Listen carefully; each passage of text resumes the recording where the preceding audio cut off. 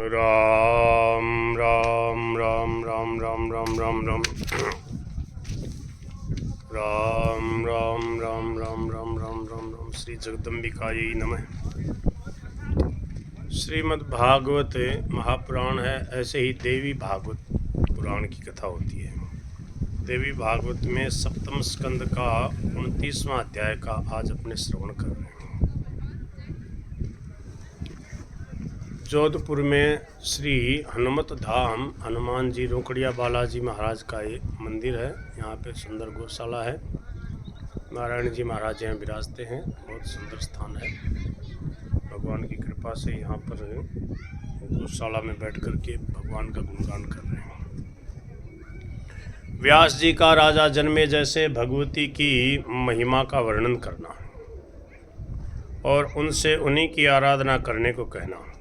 भगवान शंकर और विष्णु के अभिमान को देखकर गौरी तथा लक्ष्मी का अंतर्धान होना और शिव तथा विष्णु का शक्तिहीन होना। व्यास जी बोले, हे राजन राम राम, हे राजन, इस प्रकार मैंने यत्किंचित सूर्यवंशी और चंद्रवंशी राजाओं के उत्तम चरित्र का वर्णन किया। हे राजन, पराशक्ति भगवती की कृपा से उन राजाओं ने महती प्रतिष्ठा प्राप्त की थी। आप यह निश्चित रूप से जान लीजिए कि उन पराशक्ति की कृपा से सब कुछ सिद्धि हो जाती है। जो जो विभूति युक्त अथवा ऐश्वर्य युक्त कांति युक्त तथा शक्ति युक्त पदार्थ हैं, उन सबको आप उन्हीं परम शक्तिमयी भगवती के अंश से उत्पन्न समझिए। राम राम। हे नृप, ये तथा अन्य बहुत से पराशक्ति के उपासक राजागण संसार रूपी वृक्ष की जड़ काटने के लिए कुठार के समान हो चुके हैं। अतएव जिस प्रकार धान्य चाहने वाला व्यक्ति पुआल छोड़ देता है, उसी प्रकार अन्य व्यवसायों का पूर्ण रूप से त्याग कर देना चाहिए और संपूर्ण प्रयत्न के साथ भुवनेश्वरी की उपासना करनी चाहिए। हे नृप, वेद रूपी क्षीर सागर का मंथन करके मैंने भगवती पराशक्ति के चरण कमल रूपी रत्न को प्राप्त किया है, उससे मैं कृतार्थ हो गया हूँ।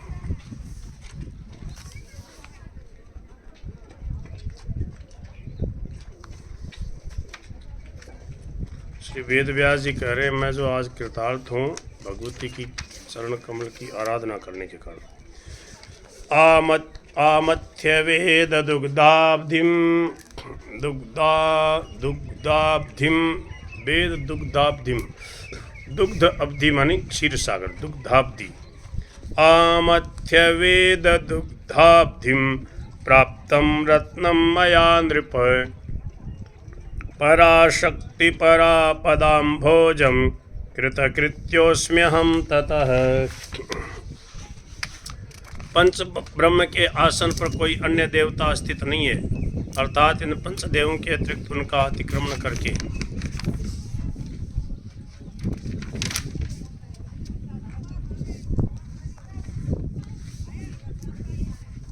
उनके अधिष्ठाता के रूप में अपना प्रभाव स्थापित करने में कोई अन्य देवता समर्थ नहीं है। अतः ब्रह्म के रूप में मान्यता प्राप्त उन पंच ब्रह्म को भगवती ने अपना आसन बना लिया, अर्थात उन पंच देवों के अधिष्ठात्री शक्ति के रूप में वे अधिष्ठित हुई।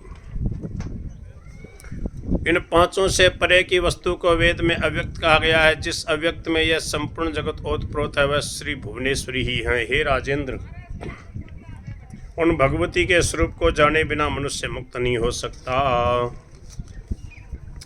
जब मनुष्य आकाश को चरम से आच्छादित कर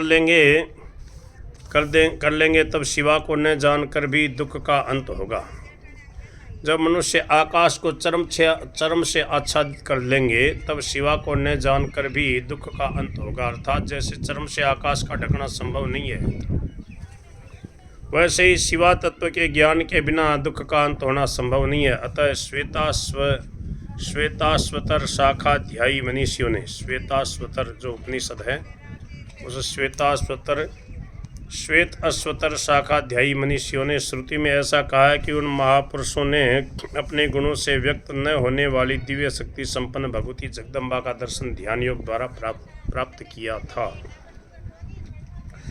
अतः जन्म सफल करने के निमित्त सभी आसक्तियों का त्याग करके तथा अपने मन को हृदय में रोक कर लज्जा, भय अथवा प्रेममय भक्ति के साथ किसी भी तरह से सम्यक प्रयत्न करके उन भगवती में पूर्ण निष्ठा तथा तत्परता रखनी चाहिए।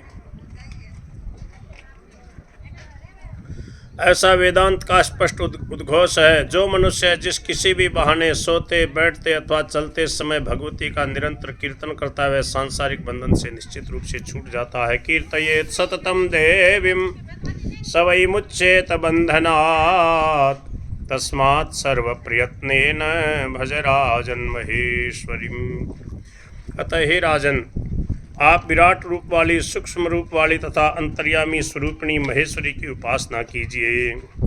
इस प्रकार आप पहले से सोपान क्रम से उपासना करके पुनः अंतःकरण शुद्ध हो जाने पर सांसारिक प्रपंच तथा उल्लास रहित सच्चिदानंद लक्ष्यार्थ रूपिणी तथा ब्रह्म रूपिणी उन पराशक्ति भगवती की आराधना कीजिए। उन भगवती में चित्त को जो लीन कर देता है वही उनका आराधन कहा गया है। उन भगवती में चित्त को जो लीन कर देना है यही उनका आराधन कहा गया है। भगवती में मन लगा देना यही उनकी आराधना है। हे राजन, इस प्रकार मैंने सूर्य और चंद्रवंश में उत्पन्न पराशक्ति के उपासक धर्मपरायण तथा मनस्वी राजाओं की कीर्ति, धर्म, बुद्धि, उत्तम गति तथा पुण्य प्रदान करने वाले पावन चरित्र का वर्णन कर दिया। अब आप दूसरा कौन सा प्रसंग सुनना चाहते हैं? जन्मेजय बोले, हे मुने, पूर्व में मणिद्वीप निवासिनी पराम्बा भगवती ने गौरी, लक्ष्मी और सरस्वती को उत्पन्न कर उन्हें क्रमशः शिव, विष्णु तथा पद्मयोनि ब्रह्मा को सौंप दिया था। साथ ही यह भी सुना गया कि गौरी हिमालय तथा दक्ष प्रजापति की कन्या है और महालक्ष्मी क्षीर समुद्र की कन्या है, ऐसा कहा गया है। मूल प्रकृति भगवती से उत्पन्न ये देवियां दूसरों की कन्याएं कैसे हुई? हे महामुने, यह असंभव सी बात प्रतीत होती है, इसमें मुझे संदेह है। अतः संदेहों का छेदन करने में पूर्ण तत्पर आप मेरे उस संशय को अपने ज्ञान रूप खड्ग से काट दीजिए। व्यास जी बोले, हे राजन, सुनिए, मैं आपको परम अद्भुत रहस्य बतलाता हूँ। आप सदृश देवी भक्त के लिए भगवती का कोई भी रहस्य छिपाने योग्य नहीं है। जब पराम्बिका ने तीनों देवियों उन तीनों देवताओं को सौंप दी, उसी समय से उन देवताओं ने सृष्टि के कार्य आरंभ कर दिए।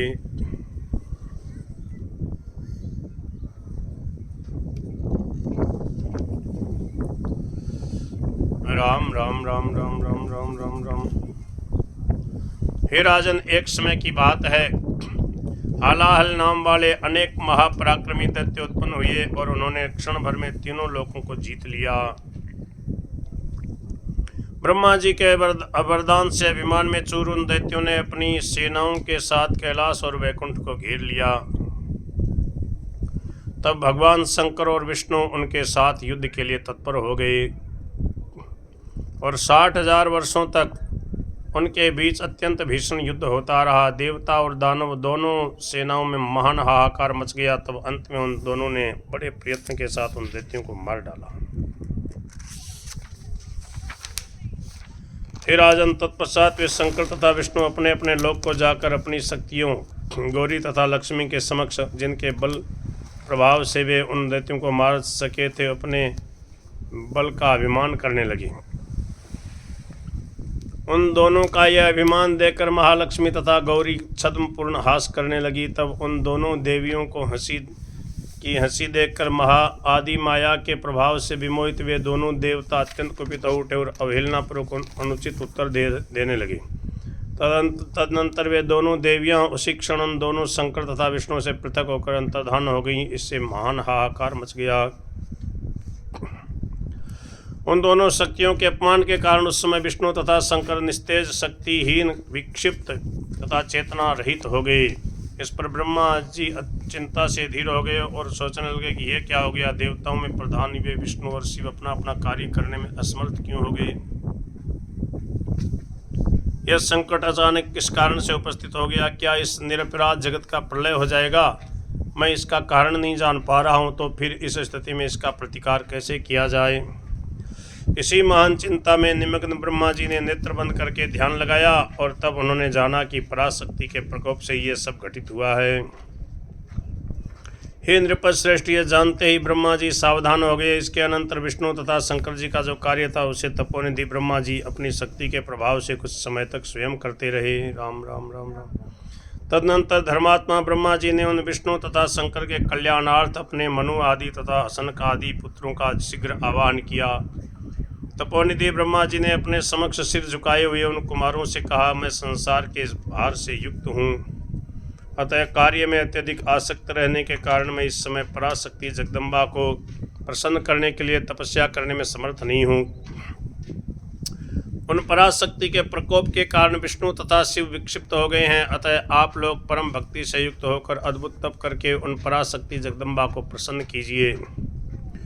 हे मेरे पुत्रों, जिस भी प्रकार से शिव तथा विष्णु पूर्व की भांति हो जाएं और अपनी शक्तियों से संपन्न हो सकें, आप लोग वैसा प्रयत्न कीजिए।